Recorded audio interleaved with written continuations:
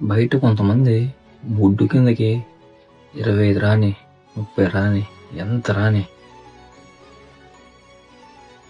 ఆడి ఇంట్లో ఉన్నాడికి బండి కొనాలా, ఆడి ఇంట్లో ఉన్నాడికి రీఛార్జ్ చేయాలా, ఆడి ఇంట్లో ఉన్నాడికి ఫోన్ కొనాలా, ఆడి బట్టలకి అన్నిటికి ఆలే ఇవ్వాలి. మీ గుంటి కింద 25-30 సంవత్సరాల దగ్గర వచ్చి కష్టపడలేరా మీరు? నాకు బండే కావాలి, నాకు ఐఫోన్ కావాలి, కష్టపడు, బండిలో జాయిన్ అవ్వు. నాకు మళ్ళీ 25,000 మించి తక్కువ వస్తే నేను చేయను. 5,000 వచ్చినా బతకట్లేదా, 10,000 వచ్చినా బతకట్లేదా? ఎంత వస్తుంది దాన్ని జాయిన్ అవ్వు, ఈఎంఐ కొట్టుకో, బండి కొనుక్కో, తిరుగు, ఫోన్ కొనుక్కో, ఎంజాయ్ తిరుగు. అప్పులు చేసి పని కొనేస్తావు, 2-3 నెలల పనికి వెళ్తావు, 2-3 పనికి వెళ్ళిన తర్వాత ఇంట్లో వచ్చి బొమ్మల్లో పడుకుంటావు. ఆ బండికి ఏమి మేము అలా కట్టాలి?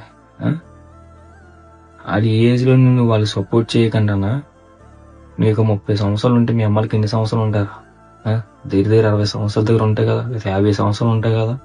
వాడికి ఈ వయసులో సపోర్ట్ చేయకుండా నువ్వేమో ఇంట్లోనేమో ఈ తన్ను పెట్టుకుని పడుకుని నాకు అది కావాలి ఇది కావాలి ఆర్డర్లు వేస్తావు. కష్టపడండిరా, కష్టపడి మీ సొంత డబ్బులతో మీరు కొనుక్కోండి. అప్పుడు ఆ వస్తువు విలువ తెలుస్తుంది. ఇంట్లోని అమ్మ నాన్న కొనిసి ఇచ్చినట్లు ఎంజాయ్ చేసి ఊరి మీద బళ్ళు వేసుకొని తిరుగుకుంటే నీ కష్టాజీతం కాదు. నువ్వు కష్టపడి కొనుక్కుంటే